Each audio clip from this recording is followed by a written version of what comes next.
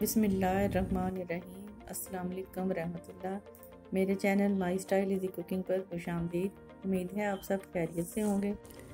आज बनाएंगे पकोड़ा चाट। रमज़ान में रोज़ नई नई रेसिपीज़ बनाने में बहुत मज़ा आता है। बहुत मज़े की बनती है, होममेड पापड़ी के साथ, स्पाइसी और मज़ेदार।